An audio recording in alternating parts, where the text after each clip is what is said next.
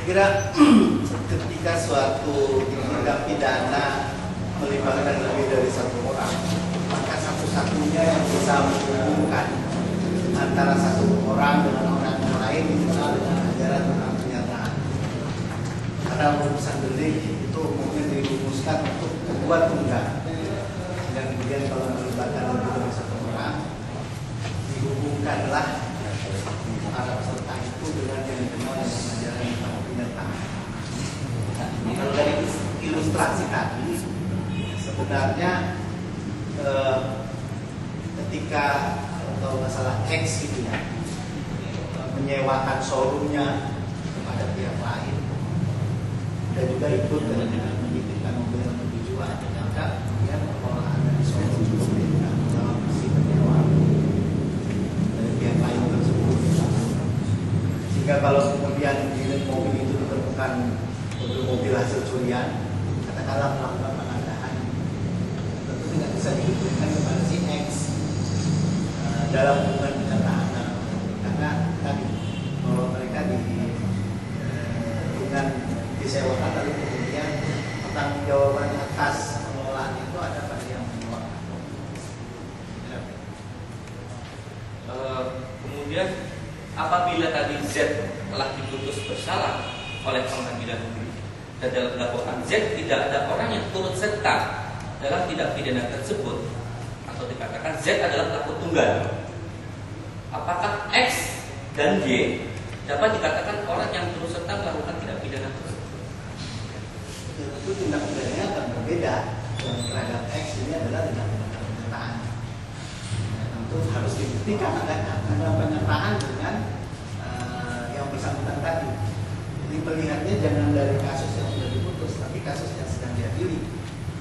Karena ada hal yang berbeda tentunya tentang apa yang didakwakan ataupun dipersoalkan terhadap yang bersangkutan.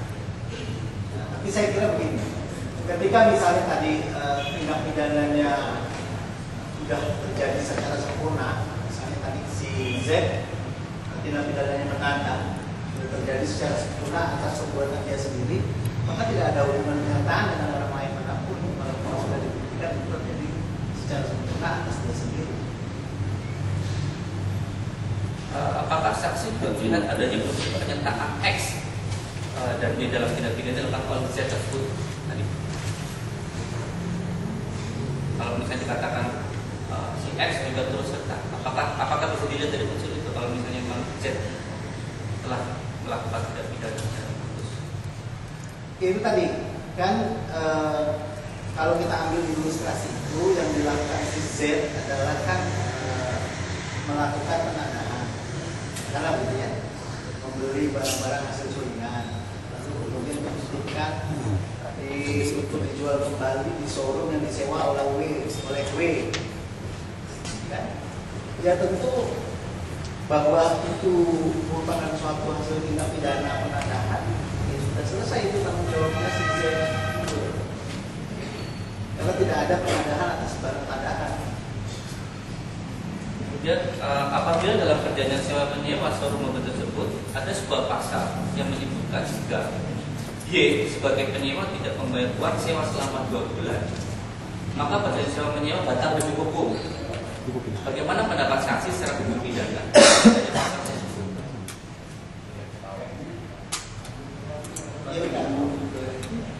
Ya, dari segi hukum pidana tidak terlalu menjadi persoalan karena bukan itu yang dinilai. Dari segi hukum pidana tentu kan ini showroom ini tempat menyimpan katakanlah barang-barang hasil kejahatan misalnya seperti itu. Persoalannya kan pada titik itu. Showroom itu disewa oleh seseorang. Soal bahwa hubungan sewa antara si penyewa dengan yang menyewa itu ada persentase keperdataan itu urusan perdaganya. Soal urusan pidananya bahwa tempat itu digunakan untuk menyimpan hasil kejahatan. Apakah sepanjang itu merupakan tempat yang disewa itu menjauh kepada si yang menyewa? Apakah sudah dengan perjanjian menyewa batal dengan sendirinya atau dengan kata lain otomatis batal sehingga X harus bertanggung jawab atas showroom tersebut dan X harus bertanggung jawab secara hukum pidana?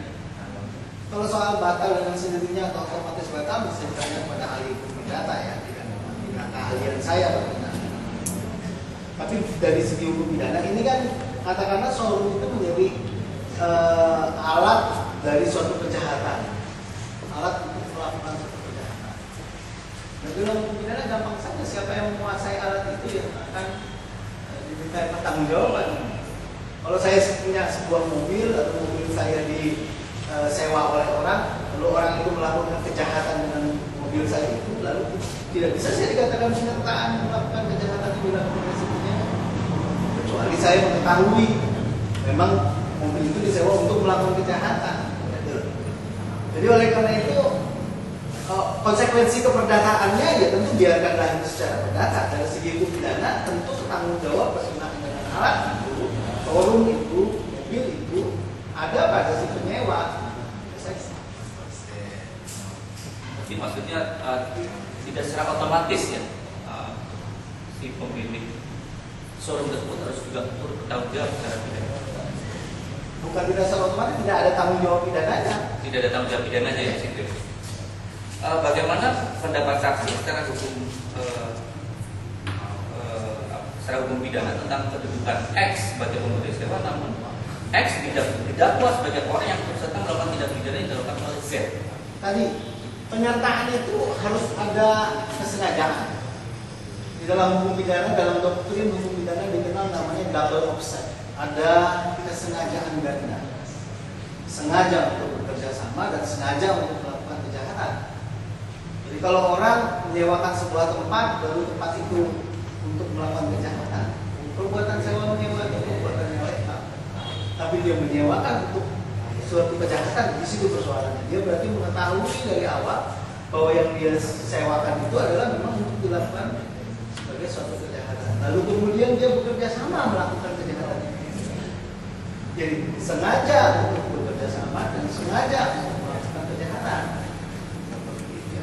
Sengaja untuk sewa menyewa tidak termasuk kejahatan. Sengaja untuk menyewanya tidak termasuk kejahatan. Jadi ya. Saya jelaskan saudara saksi unsur-unsur dari pernyataan itu sendiri. Di dalam KUHP ini ya, ada beberapa bentuk penyertaan. Panjang delik itu melibatkan lebih dari satu orang, kemudian dihubungkan oleh ketentuan tentang penyertaan yang namanya bentuk penyertaan.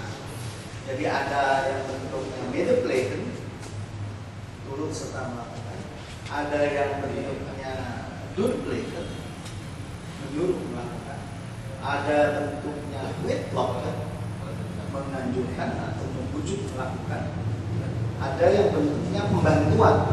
Saya memasukkan juga kualifikasi pembantuan sebagai bentuk penyertaan. Nah, masing-masing mempunyai syarat-syarat itu. Masing-masing mempunyai unsur-unsur kriteria yang sangat ketat.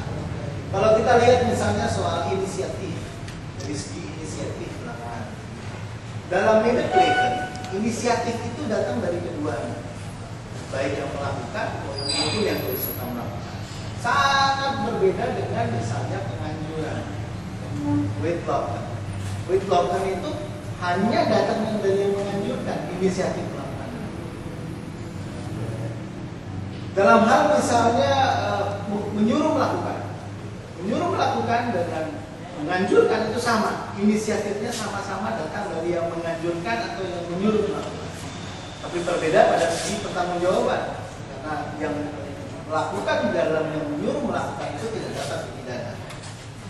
Jadi ada sejumlah persyaratan sehingga kemudian pembentuk undang-undang membagi habis hubungan antara orang-orang yang melakukan suatu kejahatan secara bersama-sama. Sehingga kalau mau ditanyakan persyaratan yang mana gitu atau unsur yang mana dari penyertaan, kalau saya ceritakan semua tentu 2